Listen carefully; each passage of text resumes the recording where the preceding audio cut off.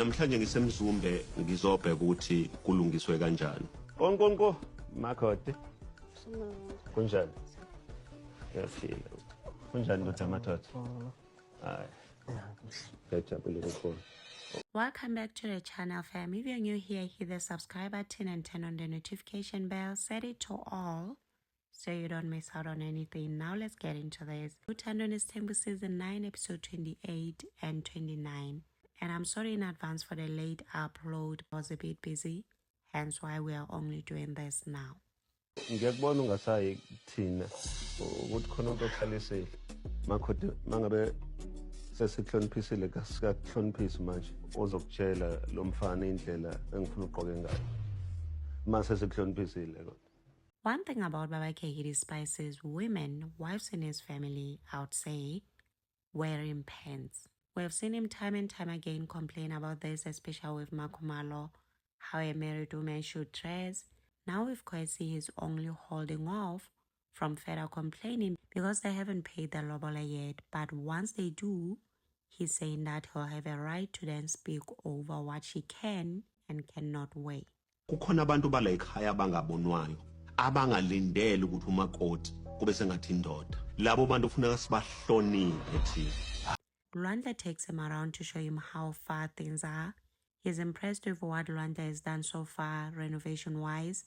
Lwanda is the one overseeing Mzumbe. He talks baby names with Lwanda and Kwesi. Then they move over to Mayeni's house where Lwanda shows him how far the renos are. But there's a slight problem, according to Baba K. Mina nginenkinga yokuthi manje ngichazelwe izinto eziningi. Ngitshela uMayeni ngathi ngicela ukhiya kuyalungiswa lapha eMzumbe. Kwangibuza from pillar to post. Before he leaves, him and Lwanda speak about what is going to happen after the DNA results come out. Whether they will be paying lobola or damages. Lwanda, by the way, doesn't seem sure about anything. Ready or not, here I come. So what? Nah, don't think so. Uthi kulungile ukuthini? Hayi, ndothanda ukhululeke simthatha thina. Ingane mako yakho somthatha. Unjani? Ngiyakubongela. Lwanda doesn't seem too thrilled either about getting married. It seems like he would rather pay damages and keep it moving. But he'll know Baba K believes that once you impregnate her, you marry her. You can't go around impregnating women and not marrying them. Baba K then tells him how happy he is to see him, and he speaks live over him. And one thing about Baba K that nobody can ever take away from him is the love he has for his kids. When it comes to being a father, this man hands down is a present, good father to his kids. I don't know about the Mpilo situation, but hey, he seems like a really good father. Ngijabulile ngisho ukuthi ngikubone. Ngijabule kakhulu. Mthemba. Uphile ekhaya wena. uNkulunkulu akuvikele. Anqobele nezitho. Ngiyabonga Mthemba. Sure. Yes. Ngijabule kakhulu ukuthi uLwandle uyasilekelela ekutheni kwakhiwe lo muzi. In his diary, he continues to say that what Lwandle is doing overseeing Mzumbe used to be done by Makumalo, but now that the kids are older, they must take over now while they are still alive to guide them. From that came his date with Makwela at what seems to be an Airbnb. Coffee, Mama. Angenza lekhofi. Today is the honeymoon with my man. Alright. You're right. And while he's busy admiring Makwela, he goes on to compare Makwela's beauty to that of a mermaid. Umuhle ngathi uyimermaid. Umuhle ngathi uyimermaid. One thing about my man, Shem, he will compliment. And seemingly in this moment, all Babaki wanted was for them to cuddle and stuff and maybe end up giving baby Matt a sibling. But ke angazi ukuthi mimi doyibona phi, but ngithiwa ngifana nayo ngishuthi ke aquamarine. People, say my name. Okay, the focus shifts from that and then he checks up on her, how she's doing, how she's feeling with their current situation. Mainly the fact that he promised to finish his lobola this year, but he hasn't done that. because of the problems that he's facing. Weather for 2. But ike ama-weather nje very tricky because kufike kube i-weather for 2. Yeah. And then ngihlanganisa ama-organs and stuff bese kube pregnancy for 1. So nje ayingididisi ubona ngimbathe ublanket wami nje angifuni. I'm right kodwa phela ke ngamkelile. Okwamukela. Because it's not like I'm gonna phoqa you to do it and stuff. Uzongilinda ngikwazi ukunqoba ikiss nekissana. Oh, okay. In her diary, Makwela is like, she's in no rush anyways. She's still in her 20s. She has all the time in the world. Well, I don't know about her having all the time in the world, but yeah, she's saying that she has all the time in the world, meaning she doesn't mind waiting for him to sort out his issues. And after hearing her say this, I genuinely really hope for her sake that their love story lives up to whatever imagination she has, because if it doesn't, she's gonna crash so bad, and I wouldn't want to see that. I can't say the same about, but you know, Mina, I don't mind waiting. And it's not like Mjahile and stuff. It is very scary hearing her say all this, especially looking at Babake's track record with his other wives. But hopefully for her sake, things will work out just fine, even though I doubt that very much.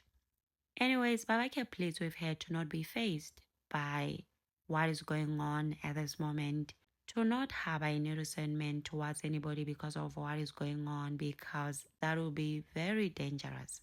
Ngoba kuyothi sekulungile ubeyilungisa manje ukuthi lo muntu umthande uhambisane naye.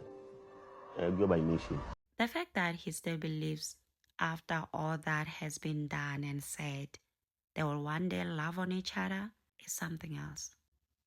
Anyways, in their diary, production asked Makwela if she has it in her to hate Babake's wives with everything that is going on. Ithi nje ungakakhuluma. Amakhosikazi awami lawa khona. Kusukela kumacele, kuza kumayeni, kuza kumakhumalo, kuza kumangwa. And let me tell you, in this moment, I was really, really proud of Babake. He really saved Makwela. Because for some reason, and based on her facial expressions, I doubt she was going to say anything that was going to be in favor of her, you know? I don't think whatever she was going to say was going to be in her best interest, especially if her end goal in all of this is for her to be a Mrs. Mseleko. And maybe, hopefully, one day, in the far, far, far future, get along with the other wives. Or at least be civil towards each other. Inina uma kunenkinga ekufanele ngikhulume nabo silungise leyo nkinga. Ayi wena nawe owami sofanele ngikuvikele. And you could clearly see that she didn't agree with what Hermans was saying. But he continued anyway to say that if she feels that she's not an official wife because of so and so, he doesn't like that because now she's gonna end up hating that person. Which I feel like she already does, you know? And there's nothing he can do about that. Especially after watching the show and seeing what everybody had to say about her. Futhi ke mina ngeke bangizonde ngoba bangithanda. Wena bazokuzonda ngoba bakuthanda, uthandwa yimi. So ke ngiyajabula kakhulu ukuthi ke sila and isinengane leya and uzongilethele enye. Honestly, I feel like this is not the time to be talking second baby, you know? And there's a heap of reasons why they shouldn't be talking second baby at this point. She hasn't finished her lobola. She's not welcomed yet in the family. She is still treated like some side chick by the other wives. And she doesn't have a house. Not to mention that child is raised primarily by her family and stays there. I feel like Babake must do right by Samke first before any mention of the second child, okay? Ithi ngichazele. Uyabona umuzi nje lesifuna ukwakha uqiniswa ngabantu. Uma abantu bengekho umuzi awuqini. So wena ngoba abantu uyakwazi ukubenza asibenze. Noma bangaba bangapi as long as sibenzile. This is not fair. This is not fair on Makwela at all, honestly. She doesn't have a house. They meet at this Airbnb, but he wants more kids? Awukhulelwe. Oh, Cha ngihlale ngikubuza phela. no, I'm not. We are not expecting. Okay. Ayikho ke ingane esiyilindele. Kusho ukuthi safana sisebenza. Ukuthi awusangisendeli le insuku lezi ekufanele senze ngazo. Now let me get this straight. So Makwela used to send Babake her ovulation dates? I understand promises were made, he's a polygamous man and stuff, but how do you sit there as a woman, a young woman at that in her 20s, and plan to have a child out of wedlock, to the point of letting this married man with kids know your ovulation dates? That time, the only thing you're living on or holding on to is the promises that he's making to you. You know what? Makwela's bravery is really something that has to be studied. There should be a module called Makwela's bravery, because there's no way. What do you mean? You used to send this man your ovulation dates during the time when the only thing you had from him was only his promises. So ngizwenza kanjani every day ngibe ngisithembu. Cha wangisiza ngeinsuku asekho yini manje. Sekufanele kubo every day. Yazi ngathi usukhohlakele. No, sisiya. Random manje. Yabo. He continues to tell her things won't be fine immediately, but they will be in time. What they must do in the meantime is to remain on their lane. Then he goes on to gossip about his other wives. Wathi esikakhulukazi wena nomunye unkosikazi niyakhuluma manje mina anginisohli. Owathi nina manihlangene nikhuluma as if nihlale sibhakabhakeni. Sikhuluma as if sihlale sibhakabhakeni. And I'm like, sir, what is wrong with you? Why are you doing this? What is it with you that makes you talk about other wives to other wives? Like, at this point, we all know it's Makhumalo who said that. What I don't understand though is how do you expect her to not have resentment towards her when you keep telling her all this? Uthe ngikhohliwe lento ngangihlele ngibukele. Kukhona into enayishoyo. Yazi mkhulu ngempela. Hayibo. Wami nje yonke into kwaba samiswa. Ukumiswa phela lokhu mfethu. Kodwa nami ngimkhulu. Okay, let's sibakhulu. All I'm gonna say now is that Mama K uses Makwela to fight her own battles with the other wives, okay? And she's foolish enough or desperate enough to be accepted that she allows herself to be used. And I can say it now, it will not end well, okay? It will not end well. We have seen Mama K with Makhumalo, how tight they used to be, how it ended, how they are now. And Makwela, it won't end well. But Makhumalo also needs to let Makwela be, because honestly, you can't be this bothered by someone you claim is not part of your world, by someone you're not even willing to acknowledge. You can't be this bothered by them. It doesn't make sense. So makukhulunywa into akangabi carried away ajabule yabona asikhulumele lesilungu asikhuluma kakhulu. Akazi ukuthi la uMakhwela unkosikazi kukhona abangaphambili kwakhe. In his diary, Babake continues to say the reasons he's telling Makwela all these things is to make her aware that she's not the matriarch of the family. She is at a far end, number 5, meaning whenever something is being discussed, obviously between her and Mamake, she must not be carried away. Right after that, he tells Makwela that he wants her to be his witness when he reports Mangwabe and Makhumalo to Makele. What had happened was Mamake had sent Babake to go fetch Makwela from Zumbe for their trip, right? Now, Makwela was not seated in the front seat next to Babake. She was seated at the back playing with baby maid. Ngihlangane noMangwabe engangitshelile futhi ukuthi uMangwabe uye eMzumbe. Akangithethisanga kanje uMangwabe. Elokugcina uMangwabe wathi uyazula la eMzumbe.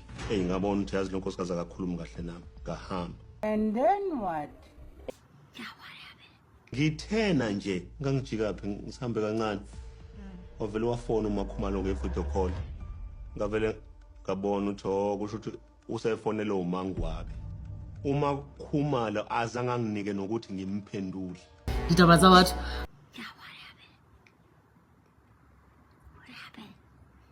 Ngimcacisela ukuthi kwenzakaleni. Wayevuta kwi-video call. Ngathethiswa kakhulu.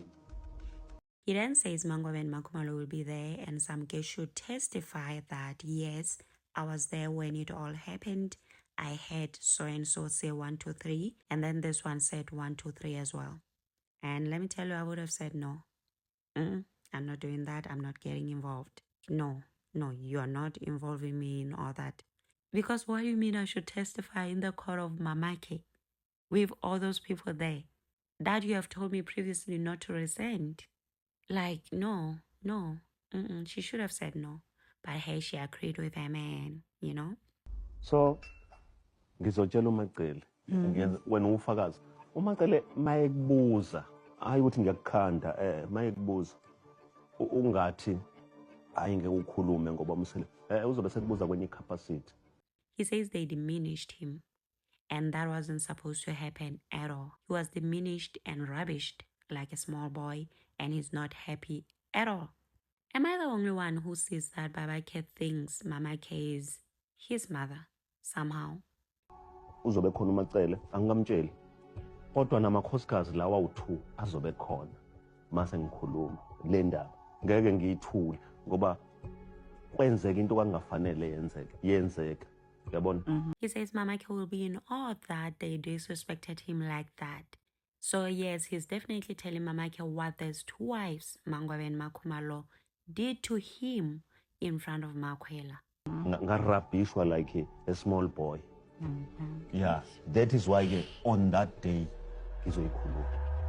Lento ke i-incident iyenziwa uMangwabe kwakukhona uMakhwela, iyenziwa uMakhumalo kukhona uMakhwela. He says Mangwabe disrespected him again together with her siblings, meaning to her, he's just a boy.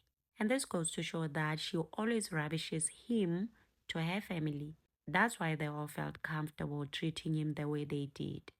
Ngoba uMacele uzongayikholwa ukuthi kukhona abafazi abangidelela to that extent. uMangwabe akangihloniphanga mina nezingane zakubo kusho ukuthi uhlale ekhuluma kabe ngami. After that long rant, he tells Makwela that he has to leave, but he'll be back so they can go have dinner. She tells him that in the meantime, she'll be resting. She's gonna go take a nap. Ya kenet izulu libi so ngcono uphumule. Ngiyabonga ngetiya. Ngizokubona ke lapha kasodla khona. Should be kahle. Okay, shoot sorry. From there, we see Mangwabe with her older sister on a date. She's saying that she took her older sister out so they can talk away from their mother. Ngikubizile la because ngifuna nje ukuxoxela. Emva kokuthi ngixoxile nani, nangibonisa ukuthi angihlale ngingamshiyi ubaba abantu bami. Akuhambe kahle. Her sister's like, God, what? What are you saying now? In disbelief, obviously, Mangwabe in her diary says her family adores Mseleko, hence her sister's reaction. She then tells her sister that it's bad. This man took us to a retreat where there was a psychologist and a relationship expert and cultural historian, Babu Nabi, right? Everybody said how they feel, but somehow the good was outweighed by the bad. After that, after we came back from the retreat, this man is now saying that he was misinterpreted by the very same people that he had called for us. He felt attacked because they didn't say what he wanted to hear. Uthi especially ngokwesithembu the way yena enza ngakhona akuyona. Umseleku angikholwa ukuthi khona neyodwa into ayoka understand ukuthi yena uyenze wrong. He's blaming us. He's very good at manipulating situations, and because of that, things are going to remain the same. This she says in her diary. Mangwabe says they fight a lot with Mseleko because she stood on his word, on his promises to her that he will never take another wife. She continues to say she doesn't hate anybody. She doesn't know her, Makwela obviously, but she couldn't even say her name, just like Makhumalo. And she's not even interested in knowing her. She says she believes that those whom he kept his promises to are the ones that matter and are important to him. The rest of them are just people who mean absolutely nothing to him and his family as a whole. Her sister tells her all men have flaws, sis. she tells her sister, no, this man should be treating us with tender care as he used to. He used to, but all of a sudden he's changed. I think nje uthene into a monster, uyisilwane, akalaleli muntu at all. Lo muntu engidila naye aka understand lutho. Ayikho into asibone wrong kuyona. According to Mangwabe, Musa doesn't take accountability for nothing. He thinks he's perfect. Her sister tells her, I hear what you're saying, and it's all wrong. But my advice to you still stands. Ngicela uhlale emzini wakho. Hlala phansi. Bathi mntasi inhliziyo le. Izingane zakho. Inhliziyo kodwa ke inhliziyo nami le. Zitabangele kodwa ingane. Mangwabe is like, I hear what you're saying as well, right? But what if I drown into depression and end up taking my own life? Then what? Or because I stayed for the kids? Ngani nisebenza ngezempilo. Uzosukuma nawe uye endaweni la kutholakala khona usizo. Hayi ntasake. Ngempela Depression sisayingo ukuthi usebenza kuphi. In her diary, production asks her whether she suffers from depression or anxiety or anything like that. With what is going on right now, she says no, she doesn't. She is able to deal with her situation. Back to her conversation with her sister, she continues to spill. This time she tells her about the birthday incident where Musa took the kids to meet their sibling baby mate. Ingqondo yami bese iyacabanga ke ngoba phela siyabona kuma social media kuthiwa unengane kwashaqathima kwavutha. Bese ke ngiyamfonela ngimbuza ukuthi umthetho wakho awufuni ukungizwa awufuni ukungilalela. She repeats to her sister that she had told him that she wants nothing to do with his person, but this man went on and disrespected her anyway. Mina into ethi mina nethi loya ayihlangani uyihlanganisa kanjani akubona ukungidelela lo. Mengizwa ke kuthiwa ukhulume ngoSimphiwe ukuthi mina angifuni ingane yakhe kodwa mina ngikwazi ukuhlala noSimphiwe. On Simphiwe, she says that she was not going to let her son rent when he's working close by. And she's amazed that Musa is complaining about her son when he himself stays with his in-laws in some of his houses. Uma usukwazi ukukhulumela Tama kunzima. Yazomenda unzima. She says he allows Makele's family members to do as they please, but when it comes to her who respects the Msaleko family enough to not let her family members do as they please, this is the treatment that she's getting. Maybe things would have turned out differently could she have let her family to come into the Msalekos and do whatever they want to. Hey, kunzima mntama. ingane yami phela lena angiyitholanga ngiyaphutha ngireshwanga. Jesus. Ngayenza out of uthando. She tells her sister that you'll pass this. Everything that I've told you, you'll pass it to Ma. That I'll never love this child, nor accept the mother I finish. Y'all begged and pleaded with me to stay in this marriage, and I've done all that I can thus far, and that's that. The rest, I can't. Kunzima. Kodwa ke hlambe naye ufuna ukuthi uthande I'm so sorry anyeke. Okokuthi mina ngiyohlangana nomunye umuntu. I'm sorry I can't sithando sami. She's full of regrets. She's saying that she took her family and her friend Butle's advice to not leave Msaleko, but now she's the one suffering. With Mangwa, I feel like she should stop threatening to leave Bandla. We have had enough of her saying, oh, I'm leaving this marriage, yada yada, whatever.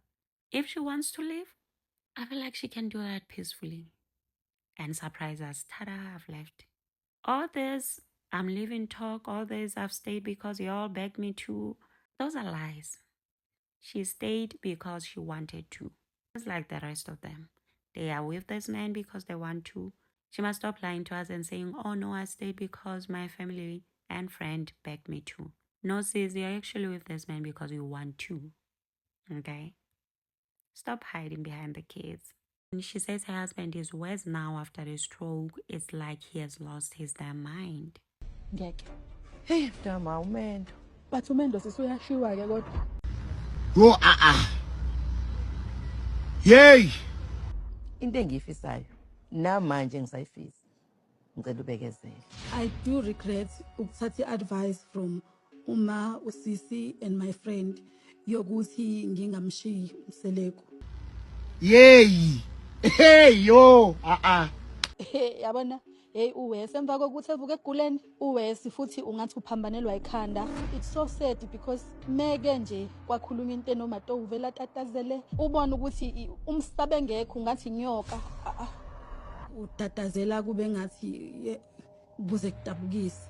She also told her sister about what happened at the awards, how he wished for all of them to accompany him to accept the awards, how she didn't go because she was waiting for the other wives that come before her to do so, and since they didn't, she didn't as well. How they reacted towards Ayanda Kaba, the guy you remember that Makumal was busy ululating for. Hayi kwabindaba ke ukuthi sijabulele omunye umuntu thina yena simjabulelanga ukuthi uthole i-award. Kwakufanele nisukume phela le time isiyomungena. Kwakufanele nisukume nani. Sisukumelene ukuthi siyahlukunyezwa. Lapha lethola khona into akwaziyo ukuthi niyahlukumezwa yini. Her sister tells her, you must cover and protect your man. You should have gone with him. That's her sister. Mangwa is like, no, but he doesn't protect us. Angizikhumbuli ngiprotectwa umusi. Mhlambe it's because ushida nguthatha. But if she was a nonsense girl, maybe she'd be protected too, like those who are under his protection. She has accepted, however, that Msaloko is the way he is and he won't change, neither will she. That time was the saying that marriage is about compromise. But we don't see that here. She's like, he's the way he is, I'm the way I am, and that's that. Nobody's willing to bend. He's not bending, I'm not bending too. The way to but bengithi nje ayangizokutshela ukuthi kona hayi sibambile insimbi kodwa ayashisa mntama. Sengi-acceptile ukuthi umseleku uyile ndoda yona. Her wish, however, is for God to hear her prayers one day. Moving on to episode 29, it's all about the Yenis, right? Mayeni's home Oshabeni with her family. It's lovely, humnati. They are feasting together as a family. Msaloko surprises them. I mean her, because she is the bride. Yeah, her. Hayi bengazi ke bandla ukuthi umseleku uzofika. Yena bekade ebuzile nje kuphela ukuthi ngingakephi ngasho ukuthi hayi ngisekhaya.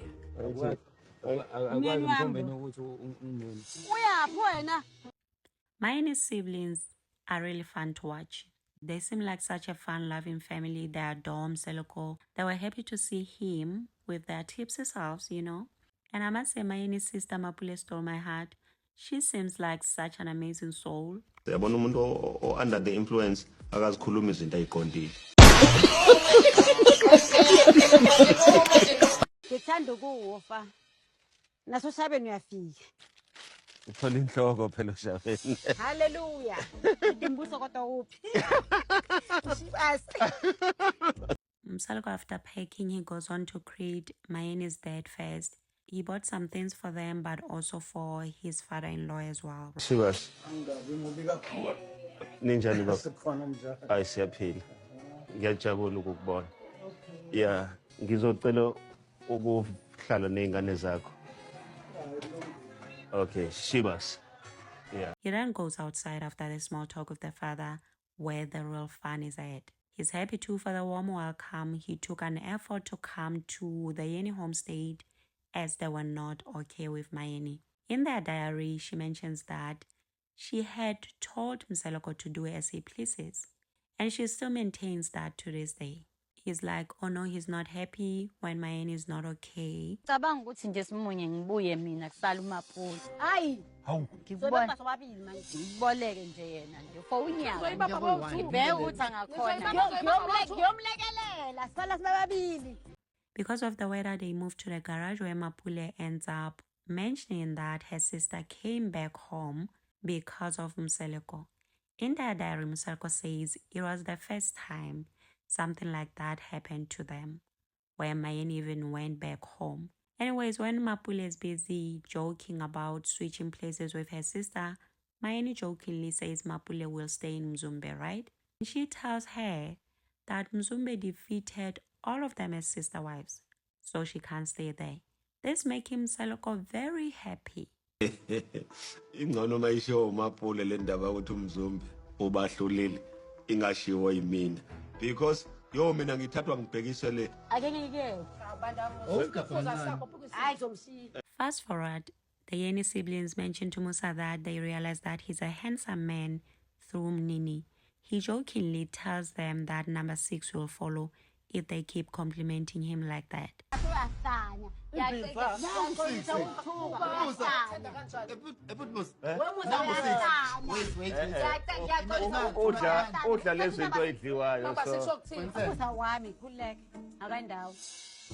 His former classmate then outs him as a ladies' man from when they were still in high school together. He says Msaleko has always been a polygamist. Ngesikhathi ngise high school ngangithandwa kukhona ukuthi ngisho ukuthi intombi zazi singaka ngoba kuzokwenzeka ngishiya inye ngaphandle kodwa nje zazikhona intombi. Phela kukhona umuntu ongabe umamkhulu lapha. It was in this moment when we found out that Mama K wasn't even supposed to be Mamkulu, that there was a lady that Gog Flo was fighting for, that she wanted Msaleko to marry.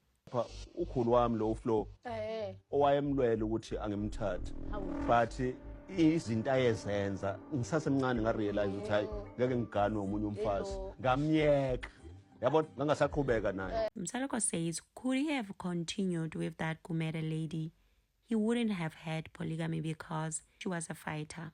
He says the Kumere lady was well-mannered and stuff, but she was Rambo to the other lady that he was dating.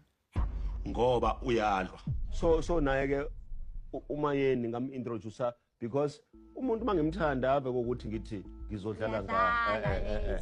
And that is the reason why he never continued with her. Babake says they were not okay when Mayeni was pregnant and they drifted apart, somehow leaving Mayeni thinking she would raise Mpumelelo alone. But he takes full responsibility for that because maybe there were some things he could have done as a man, which he didn't. So ke Waliwa lapha. Waliwa. Ndaba umuntu wese. Hayi ubaba. Hayi bo. Aeni. Except umkhulu. Msaleko's mother on her deathbed wrote a letter clearly stating that Musa will marry Mayeni. Msaleko's mother apparently loved, she adored Mayeni with all her heart and wanted their union. And uma wabhala incwadi eseGoli. Yeah. So sasingeke sikwazi ukujika abantu abazala thina beshila ukuthi fanele kwenze.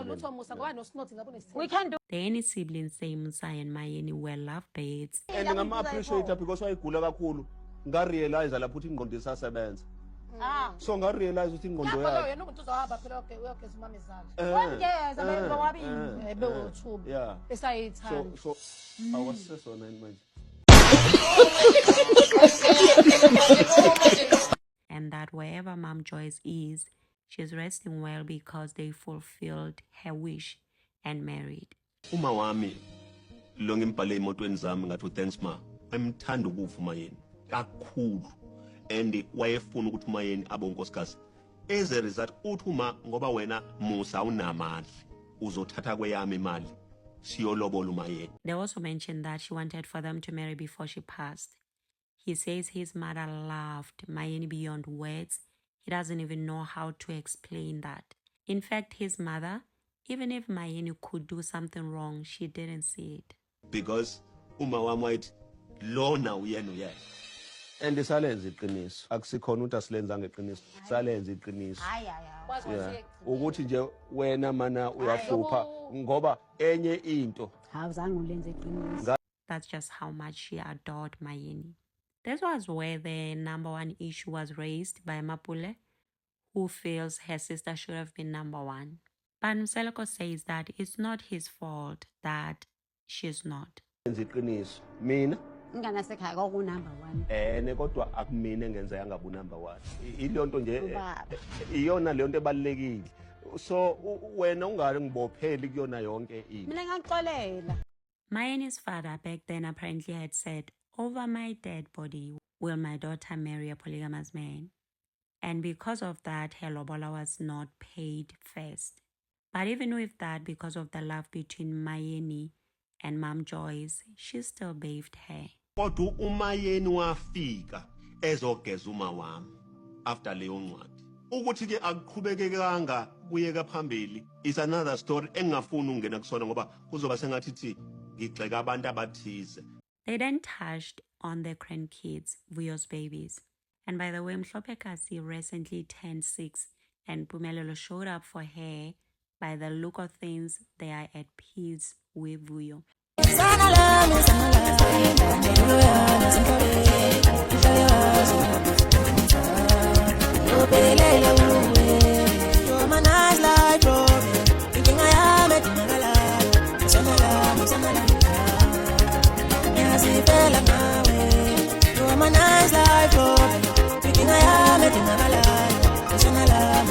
Anyways, this happened. Phela izingane lezi ezincane ezalo Mpumelelo akuzona ezami akuzona futhi zampumelelo zinomnikazi wazo okungekho right mangabe sesiyokhuluma naye umnikazi wazo ukuthi unezingane ze-Eastern Cape. What on earth is Babake talking about now? So the kids are not Mpumelelos? Now you'll see why Mangwabe ended up saying that it seems like some screws are loose following the stroke. Ekufuneka sibuye ngoba uzoyakoyilanda lo muntu and ngeke sikwazi ukuyivikela izingane because ngeke sidetermine ukuthi uzofika kanjani. He continued to say that's why he's busy talking to Mpumelelo to do the right thing. We also learned that Diralo's mother said no to Mseloko's paying damages and no again to Mpumelelo marrying her daughter when he's unemployed.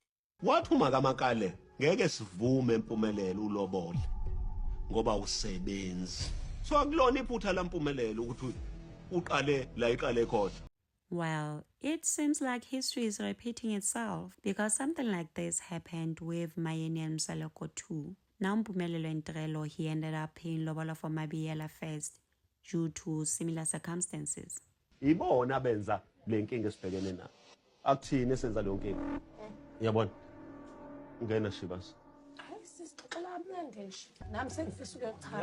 Mayeni walks in, overhears they're discussing Mpumelelo and she's not interested in knowing what exactly they're saying.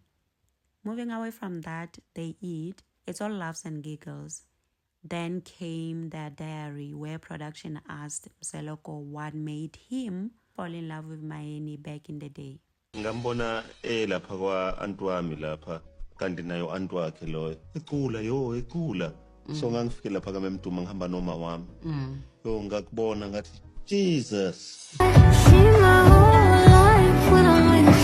ngakubona ngathi Jesus and namangazi ngasashwa yini shem. Babake says that was the day he fell head over heels in love with Mayeni. And I saw someone say, Mamake must have been crying the entire time she was watching this. Qala phansi ungishele.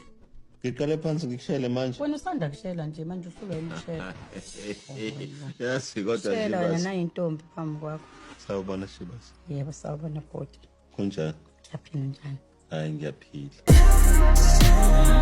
I need to feel something. Kanti washela kanjalo. Cha. Ngifuna ukuthi sikhuluma ngempilo. Hayi no. She was not impressed at all, and this diary didn't end on a good note at all. They ended up fighting.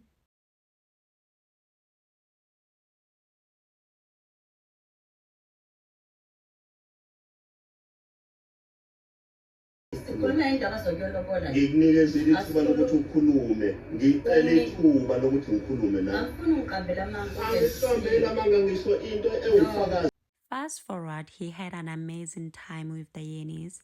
They expressed their happiness over his recovery, but this made him remember that his own wife had said he was pretending to be sick. Ukuthi usizwe umkhwenyana kaSisinawe. Ubonile ngesathi ngigula. Yabona ngikhuluma into engahlangani. Wabona ukuthi lo muntu uyagula. Kodwa wami unkosikazi uthi bengingaguli bengizenzisa. Anyway, his visit comes to an end. He thanks them before he leaves, and I must say it was really beautiful watching him with the Yenis and hearing about their love history with Mayeni. Laka Yeni ngijabula kakhulu ukuthi ngibe khona futhi ngeke ngithi abangamgelele ngendlela ebengifisa no ngiyajabula kakhulu. And I'll be back fam with the last episode of this season in no time. And these are the highlights for the upcoming episode. one thing umthombeni azoba clear ngayo ukuthi uthanda bani ufuna ukuba nobani. Unkosikazi wami ney'ngane zami befuna ukuza la banganqatshelwa. Ukufuqa umatonga ngeke azabe right. And on this note, let's continue in the comment section, fam. And as always, thank you so much for being here. Don't forget to subscribe if you're not, like and share the video. Until next time, bye.